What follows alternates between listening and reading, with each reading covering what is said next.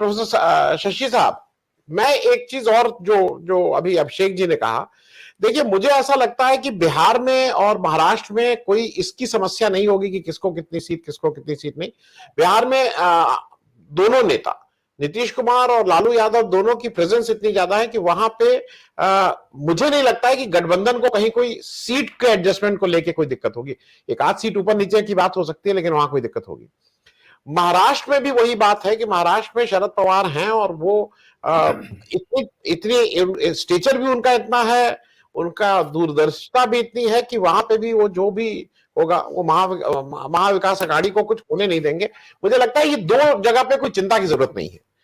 जो लार्जर चीज मुझे लग रही है कि नीतीश कुमार ने ये काम करके एक बिना कहे जो अदर देन कांग्रेस की जो नेतृत्व है विपक्ष का वो अपने हाथ में लेना चाह रहे हैं, क्योंकि एक होता ना कि कौन जाके बात करेगा। बहुत सी जगह पे आप टीचर्स की वो भी करते हैं, आपने पहले स्टूडेंट वाला भी देखा है। तो एक ये भी होता है कि 20 टीचर तो जाते हैं, लेकिन बात कौन करेगा, तो वो जो बात हो सकता है वो जो करना लगता है वही अगुआ हो जाता है। तो मुझे ऐसा लगता है कि नीतीश कुमार साहब, क्योंकि एक चीज जो अभिषेक जी कह रहे हैं, वहां आरजेडी को भी आप इग्नोर नहीं कर सकते हैं। आरजेडी का जो विधायक दल है वो आपसे बड़ा विधायक दल है। आरजेडी आज अपने को सेक्रीफाइस करके आपको चीफ मिनिस्टर बनाया हुआ है। तो और उसी को बैलेंस करने के लिए शायद वो जो एक इंडिकेशन देते हैं कि मेरे बाद अब तेजस्वी होंगे और तेजस्वी बनेंगे और 2024 में बन जाएंगे, शायद वो उसकी तैयारी में भी है। क्योंकि अगर आपको लार्जर रोल नेशनल पॉलिटिक्स में चाहिए और जहां पे आपको ज्यादा एमपी लड़ाने हैं, तो आपको आरजेडी की अनदेखी नहीं कर सकते। आरजेडी का 0 एमपी है, क्योंकि अगर एमपी क्राइटेरिया है तो आरजेडी का 0 एमपी है, कांग्रेस का 1 एमपी है। इस वाले मतलब महागठबंधन की तरफ से जो भी है वो केवल कांग्रेस का एमपी। मैं थोड़ा ये बिहार, क्योंकि बिहार थोड़ा मुझे लगता है कि बिहार में कोई ऐसी दिक्कत नहीं है। अभी भी दिक्कत मेरे हिसाब से केसीआर और अरविंद केजरीवाल जी, इन दो लोगों को अपना रोल अभी भी क्लियर नहीं हो रहा है कि ये लोग किसके साथ और कैसे जाएंगे। थोड़ा इस पे बताइएगा शशि भाई।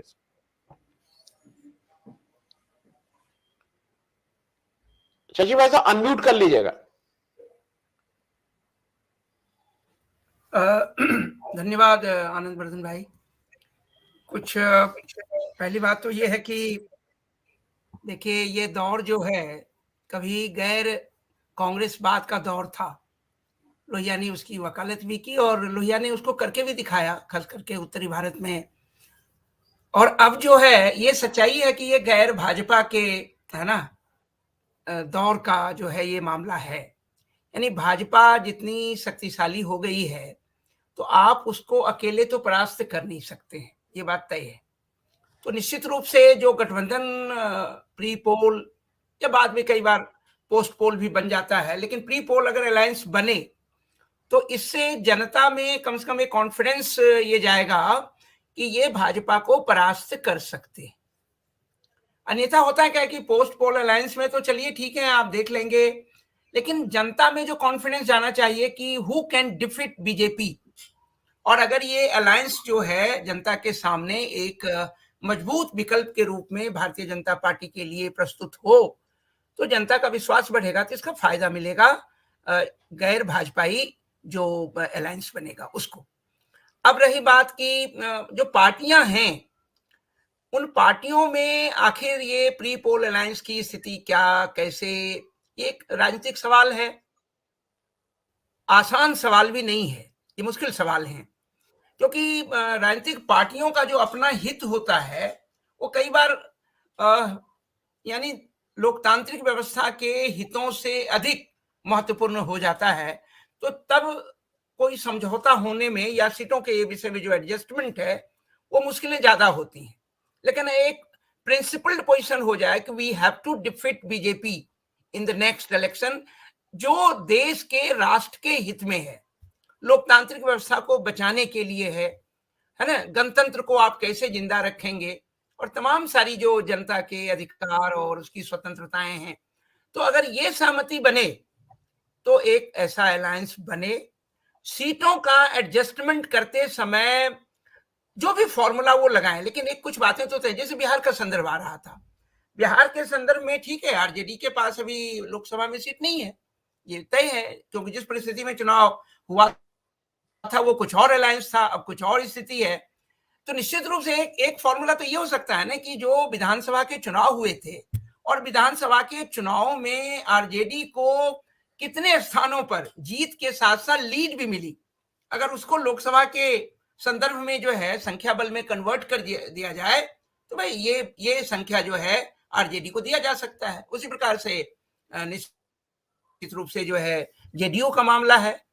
कांग्रेस को देखिए किसी भी ऐसे अलायंस में रखना इसलिए भी जरूरी है क्योंकि राष्ट्रीय पार्टी है। राष्ट्रीय पार्टी होने के नाते कहीं ना कहीं पूरे देश में जनाधार कमजोर हुआ है, संगठन कमजोर हुआ है, लेकिन निश्चित रूप से वो आज भी राष्ट्रीय पार्टी है और लोग उसे पूरे भारत में जानते हैं और मानते भी हैं। तो अगर उस अलायंस में कांग्रेस को आप, उसकी हिस्सेदारी कैसे तय होगी, इसमें दोनों को म्यूचुअल अंडरस्टैंडिंग के द्वारा काम करना होगा।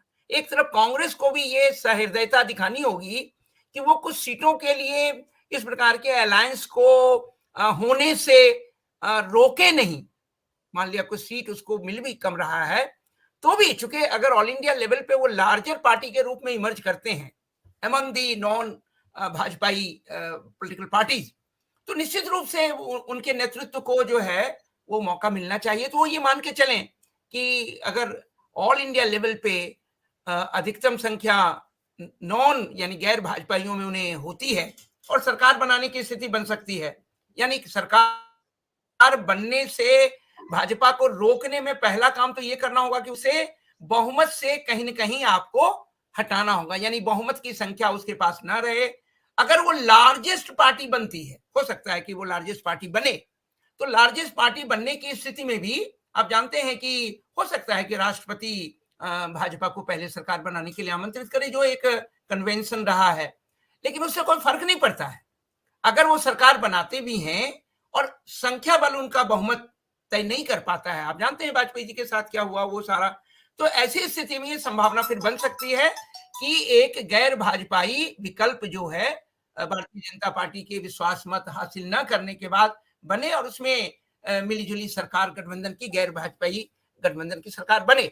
तो एक तो ये तय है कि इसको रोकना जरूरी है, पहली बात, पहली sir this is the first condition कि आप भाजपा को बहुमत प्राप्त करने से रोकें। और उसके रोकने का एक तरीका क्या है कि विभिन्न राज्यों में जो क्षेत्रीय पार्टियां हैं जो कम से कम भाजपा विरोधी हैं, अगर वो भाजपा विरोधी हैं, हो सकता है कि कांग्रेस से उनका उतना प्रेम नहीं हो, लेकिन वो भाजपा विरोधी अगर हैं तो कम से कम उस भाजपा विरोध की भावना को कांग्रेस जो है कैपिटलाइज करने की कोशिश करे और उसमें समझौता में इस बात को ध्यान रखे और उसे भी विश्वास जीते कि भाई ठीक है, आप की संख्या इतनी होगी, हमें कमी दे दो। तो निश्चित रूप से जो भी पार्टियां हैं, जो क्षेत्रीय पार्टियां हैं, वो कम से कम उतनी संख्या उनकी कहीं नहीं होगी क्योंकि अपने राज्य विशेष से बाहर उनकी संख्या होगी नहीं। तो निश्चित रूप से कांग्रेस के प्रति या कांग्रेस के सामने वो कोई प्रतिद्वंदी उस प्रकार का नहीं बन पाएंगे। ये अलग बात है कि आप कह सकते हैं कि पहले जो सरकारें नेशनल फ्रंट की और वो बनी, कांग्रेस जो है वो लार्जेस्ट होकर के भी वो बाहर रही सत्ता से और उसने जो है बीपी सिंह की सरकार को या बाद में है ना जो देवगौड़ा और वगैरह वगैरह को, तो बीपी सिंह की सरकार को तो उन्होंने खैर समर्थन नहीं दिया था, लेकिन बाद में जो ये यूनाइटेड फ्रंट की सरकार बनी थी, निश्चित रूप से कांग्रेस ने उनको बाहर से समर्थन दिया था। बीपी सिंह की सरकार तो ये थोड़ी सी चूक हो गई थी मुझसे। बीपी सिंह की सरकार तो आप जानते हैं कि लेफ्ट और राइट के कंधे पे सवार थी और इसी लेफ्ट और राइट के कारण जो है मंडल के बाद जो है वो कमंडल का सिलसिला शुरू हुआ और दोनों एक दूसरे के अपोजिट भी भागे और बीपी सिंह की सरकार गिरी भी। फिर चंद्रशेखर ने जिस प्रकार की सरकार बनाई और वो कांग्रेस के आउटसाइड सपोर्ट से बनी थी, उस सरकार को चलना नहीं था। खैर, मैं सिर्फ ये कह रहा हूं कि ये फॉर्मूला भी अपने आप में ठीक फॉर्मूला नहीं है कि कांग्रेस के अधिक संख्या के बावजूद आप उसे बाहर से समर्थन लेकर के और एक अल्पमत की सरकार को बनाएं। वो सरकार पहले भी टिकाऊ नहीं हुआ है, आगे भी टिकाऊ नहीं हो सकता है। तो कोशिश तो ये होनी चाहिए कि जो भी अलायंस बने, यानी भाजपा के विरुद्ध जो राष्ट्रीय स्तर पर अगर क्षेत्रीय पार्टियां और कांग्रेस मिलकर के अलायंस बनाए, उसमें कांग्रेस को अधिक संख्या की स्थिति में नेतृत्व दिया जाए। ये एक सहमति बननी चाहिए कि कांग्रेस की है ना लीडरशिप में सरकार का गठन होगा तो वो ज्यादा टिकाऊ फॉर्मूला होगा। और इसके लिए प्री पोल अलायंस हो, क्षेत्रीय पार्टियों से गठबंधन करते समय चुनाव के संबंध में कुछ सहमति विकसित हो और जो जनता की तबाही की स्थिति है हर क्षेत्र में, वो जनता की उस तबाही को भारतीय जनता पार्टी के काल में जो कुछ हो रहा है, उसको क्षेत्रीय पार्टियों को भी समझाने की जरूरत है। कुछ क्षेत्रीय पार्टियां जो पूरी तरह से एकदम निष्क्रिय बनी रहती हैं राष्ट्रीय मुद्दों पर और राष्ट्रीय राजनीति को लेकर के, उनको भी समझाने और कन्विंस करने की आवश्यकता है। ये कोशिश भी होनी चाहिए। मुझे लगता है कि अगर इस दिशा में ठोस प्रयास हो, कोशिश हो, तो एक राष्ट्रीय स्तर पर विकल्प उभर सकता है और गैर भाजपाई विकल्प जो है आगे चल करके सरकार का भी गठन कर सकती है।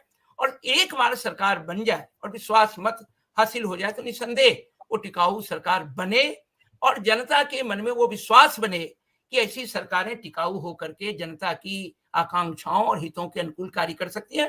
रहा नीतिगत सवाल में, ये सवाल बहुत इंपॉर्टेंट होते हैं कि अगर कोई सरकार भाजपा के विकल्प के रूप में बने भविष्य में 2014 के 24 के चुनाव में, तो उनकी आर्थिक नीतियां क्या होंगी या जो अन्य नीतियां हैं जो कैसे भारतीय जनता पार्टी से अलग होगी, इस पर कुछ सहमति तो बननी ही चाहिए।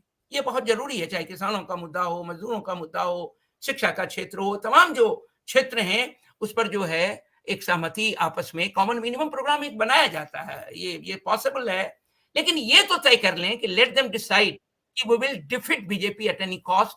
और अगर ये ऐसा तय कर लेंगे तो मुझे लगता है कि ये देश के हित में है, जनता के हित में है, लोकतंत्र के हित में। धन्यवाद जी। तो सर शशि, मैं आपसे थोड़ा एक समाजवादी बात पूछ रहा हूं। जो बार बार लोहिया की बात की जाती है, लोहिया का गैर कांग्रेसवाद, लोहिया का गैर कांग्रेसवाद। लोहिया तो 60 के दशक में नहीं रहे और 70, 80 और 90 के दशक में जिस व्यक्ति ने सबसे ज्यादा समाजवादी आंदोलन को प्रभावित किया लिखने पढ़ने के रूप में, वो मधुलिमय थे। वैसे मैं मानूंगा कि भाई जौहर साहब थे, सुरेंद्र मोहन थे, राजनारायण जी थे, लेकिन लिखने पढ़ने के मामले में जो पॉलिसी पहला नॉन बीजेपी अगर किसी ने चलाया इस देश में तो मधुलिमय ने चलाया 77 के बाद। जो 2 साल के अंदर, 1 साल के अंदर उनको पता लग गया कि ये लोग दोहरी सदस्यता के बात पे अलग छोड़ा और कांग्रेस के साथ खड़े हुए दिखाई दिए। मैं ये बात इसलिए कह रहा हूं कि बहुत से लोगों को ये बात नहीं याद आती। ये जन्म शताब्दी वर्ष है मधुलिमय का, 100 साल पूरे हो रहे हैं। मधुलिमय ने 78, 79 में अगर कांग्रेस का दामन साथ लिया का साथ ले लिया था बीजेपी से लड़ने के लिए, तो उसको उस कंटेक्स्ट में भी देख सकते हैं क्या professor Shashi? Professor Shashi unmute कर लीजिएगा, अनम्यूट कर लीजिएगा, प्रोफेसर अनम्यूट कर लीजिएगा, अनम्यूट। अच्छा, थैंक यू। कर लिया मैंने, कर लिया। जी, ऐसा है कि आपने मधु जी का जिक्र किया, ठीक है। जनता पार्टी के विघटन के समय दोहरी सदस्यता का मामला और आरएसएस को लेकर के वो सवाल तो उन्होंने उठाए थे। पहले भी उनके इस तरह के सवाल थे, लेकिन जनता पार्टी का जिस प्रकार से गठन हुआ और जो स्थिति थी कि कैसे कांग्रेस को आखिरकार चुनाव में परास्त करना है, और वही एक और सवाल था जो जयप्रकाश जी ने कहा कि वह लोकतंत्र को बचाना है, डेमोक्रेसी को आप कैसे बचाएंगे। सवाल है कि अरे डेमोक्रेसी बचेगा तब ना, आप जो बातें कर रहे हैं, नेतृत्व का सवाल, प्रधानमंत्री का सवाल, या बहुत सारे अधिकार और स्वतंत्रताओं की बातें, तो मुझे लगता है कि राजनीति भी जो है समय और संदर्भ के साथ जो है उसकी परिभाषा भी बदलती है, उसका अर्थ भी बदलता है और उसका चरित्र भी बदलता है। यदि मौलिक बातों में परिवर्तन न हो, अगर मौलिक बात है कि भारत में डेमोक्रेसी को बचाना है, लोकतंत्र को तो बचाना है कि नहीं बचाना, ये सवाल मौलिक है। उसी प्रकार से भारत में अगर जो है अल्पसंख्यकों के हित का सवाल है, दलितों के हितों का सवाल है, स्त्रियों के और तमाम ऐसे समूहों के हितों का सवाल है, अगर कुछ बेसिक क्वेश्चन को आप मान के चलेंगे कि these are the fundamental questions, और इसको कैसे आप जो है सॉर्ट आउट करेंगे, तो मुझे लगता है कि भाजपा के विरुद्ध जो इस प्रकार की जो स्थिति है, वो तो सबको लगेगा कि ये तो भाजपा स्त्री विरोधी है, दलित विरोधी है, आदिवासी और तमाम अल्पसंख्यक विरोधी और अंततः जनतंत्र विरोधी है। तो सवाल है कि इन सवालों को तो ढूंढना होगा। और रही बात कि भाई गैर कांग्रेसवाद के पीछे एक बहुत बड़ा कारण था, देखिए जो मजबूत होता है और जिस मजबूत के कारण, यानी जिसकी मजबूती के कारण आपको खतरा होता है, समाज के लिए खतरा, देश के लिए, जनतंत्र के लिए, तो आप पहले उस चुनौती को स्वीकार करते हैं। बहुत सारे इस तरह के आरोप लगाए जाते हैं लोहिया पे, जेपी पे, और कि उन्होंने संघ को जो है वो एक प्रकार से लेजिटिमेसी दिलवा दी और तमाम सारी बात। मैं इस बात को नहीं मानता। क्योंकि अगर कांग्रेस को परास्त करना था तो जब तक आप कांग्रेस विरोधी तमाम शक्तियों को साथ आने नहीं देंगे, गेट पे बैठ जाएंगे, इसलिए घुसने नहीं देंगे, इसको इसलिए घुसने नहीं देंगे, तो हराएगा कौन भाई? कांग्रेस को हराने के लिए ये आवश्यक था, वो उस समय की मांग थी। इसका ये अर्थ नहीं है कि उन्होंने आरएसएस की नीतियों को स्वीकार कर लिया या तमाम सारी, बिल्कुल नहीं, कतई नहीं। लोहिया क्या थे, क्या लिखते थे देश संबंध में, वो सबके सामने है। जेपी क्या सोचते थे, सबके सामने है। मधु जी क्या सोचते थे, क्या लिखते थे, सबके सामने है। तो इस बात को समझना जरूरी है कि अब देश को या जनतंत्र को खतरा, या तमाम जो राष्ट्र की एकता है, भारत की जो एक प्रकार से समझ है, आइडिया जो है, उसको खतरा है, वो बीजेपी से है, संघ की नीतियों से है, हिंदुत्ववादी नीतियों से है। अब देखिए, कहीं भी किसी को उठा के ले जाते हैं, मार देते हैं और कुछ। अब सोचिए, ये कानून का राज्य है इस देश में क्या? रूल ऑफ लॉ है क्या? संविधान है क्या? और सब कुछ सरकारी संरक्षण में हो रहा है। ये सब कुछ गवर्नमेंट का संरक्षण है। ऐसा मत समझिए कि उस प्रकार की चीजें अपने आप स्वतः स्फूर्त हैं, बिल्कुल नहीं। तो मुझे लगता है, हाँ, इस बात को समझना बहुत जरूरी है। और इसीलिए जो बात हम कहने की कोशिश कर रहे हैं कि एक मूल बात में सहमति बना लीजिए कि now we have to save democracy in India, and for that we need to defeat BJP. अब उसके लिए देखिए, राजनीति है तो महत्वाकांक्षा भी होगी, हर कोई प्रधानमंत्री बनने की कामना करता होगा, रखिए ना, लेकिन आप हराने के बाद ही तो ये बात सोचेंगे। दूसरी बात है कि कुछ जो है रियलिस्टिक पॉलिटिक्स होती है कि यथार्थ क्या कहता है। आपने हराने के बाद सरकार बनाइए, सरकार चलाएंगे और जनता का फिर विश्वास जीतेंगे। देखिए, जनता पार्टी, अगर मेरी आज भी ये समझ है कि अगर जनता पार्टी चली किस प्रकार से बनी और किन परिस्थितियों में बनी, वो अपनी जगह है, लेकिन ये तय है कि अगर 5 साल वो सरकार कार्य कर लेती तो फिर कांग्रेस का उभार संभव नहीं था। लेकिन ये जिस प्रकार से अपनी आपसी महत्वाकांक्षाओं की चक्राहट के कारण, और फिर इंदिरा जी को पनिशमेंट करेंगे, ये करेंगे, और चरण सिंह और ये वो जो बातें हुई, परिणाम क्या निकला? इंदिरा को बिना कुछ किए वापसी का आपने अवसर दे दिया, और परिणाम क्या निकला? आप कहां हैं? जनता पार्टी टूटकर बिखर गई, कितने संगठन बन गए।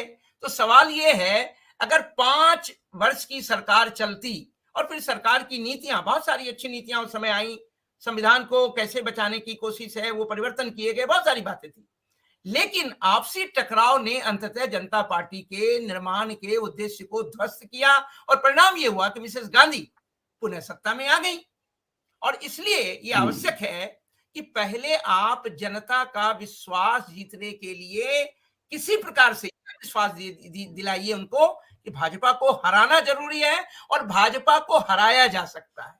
आप अगर वोटों का भी प्रतिशत देखेंगे तो जो हिंदुत्व की बात कर ले, जो भी इस तरह के अल्पसंख्यकों को जिस प्रकार से उसके खिलाफ बातें कर ले, क्या हिंदुओं का मत प्रतिशत जो है 33% या 37% है भारत में? इसका मतलब है कि तमाम हिंदू भारतीय जनता पार्टी के हिंदुत्ववादी, अल्पसंख्यक विरोधी, जनतंत्र विरोधी नीतियों के खिलाफ हैं। उसका मेजॉरिटी उसके खिलाफ है, और यही कारण। लेकिन अब सवाल है कि उस मेजॉरिटी को आप संगठित कैसे करेंगे? और इसीलिए विपक्षी पार्टियों को कहीं ना कहीं ये विश्वास जनता का, कांग्रेस सहित ये विश्वास जनता का उनको जीतना भी होगा। और अगर वो जनता के विश्वास को जीतते हैं तो भारतीय जनता पार्टी पराजित हो सकती है, होगी। और निश्चित रूप से अगर आप सरकार ठीक से चलाते हैं, कुछ जो भारतीय जनता पार्टी ने जन विरोधी नीतियां इतनी लागू की हैं, आप याद कीजिए हर्षद मेहता ने जिस जमाने में ये कुछ हुआ था, तो हर्षद मेहता जेल भी गए और जेल में उनकी मृत्यु हो गई। आज अडानी साहब जेल जाने की तो दूर है, लेकिन उन पर कोई जांच तक नहीं हो रहा है। तो जिस बेशर्मी से भारतीय जनता पार्टी ने इस देश में कुछ चंद पूंजीपतियों के हाथों में देश को गिरवी रखा है और देश के हितों को एक तरह से वो कुर्बान कर रहे हैं, इस देश की जनता इस बात को तो समझे।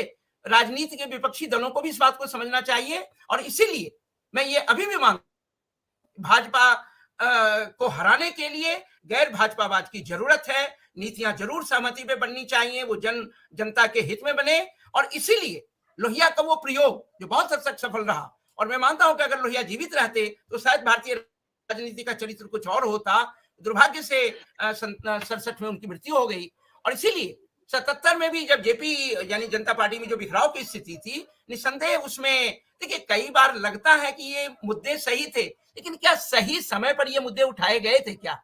आप बीच में ये मुद्दा उठा रहे हैं, घर में संकट आ गया है और आप उन मुद्दों को उठा रहे हैं जो कहते हैं सैद्धांतिक रूप से तो सही है, लेकिन घर तो खतरे में है आपका, घर कैसे बचाएंगे? तो मैं यही कहना चाह रहा हूं कि वो नीतियां उस समय के अनुरूप थी और आज ये समय की मांग है कि भाजपा के विरुद्ध, उसकी जन विरोधी नीतियों के विरुद्ध, तमाम नीतियों के खिलाफ एक सहमति बना लीजिए। We have to defeat BJP to save this country, to save the democracy. अगर ये बनाते हैं फिर उसके बाद आप बैठ करके आपस में बातचीत करें। निसंदेह कांग्रेस बड़ी पार्टी है, राष्ट्रीय पार्टी है। कांग्रेस ने अपना कुछ हो सकता है, अभी हमारे पास कोई इस तरह का आंकड़े नहीं है कि उनका जनाधार इस भारत जोड़ो यात्रा के बाद कितना व्यापक हुआ नहीं हुआ, पर निसंदेह एक लीडर के रूप में राहुल गांधी ने जनता से अपने को जोड़ने का काम किया है और जनता से अगर आप जुड़ते हैं तो जनता का विश्वास भी मिल सकता है। अब रही बात को पहल करें, पहल करके क्षेत्रीय पार्टियों को ये समझाने की कोशिश करें और अगर ऐसा होता है तो निसंदेह जो है, जो भी महत्वाकांक्षाएं हर कोई चाहता है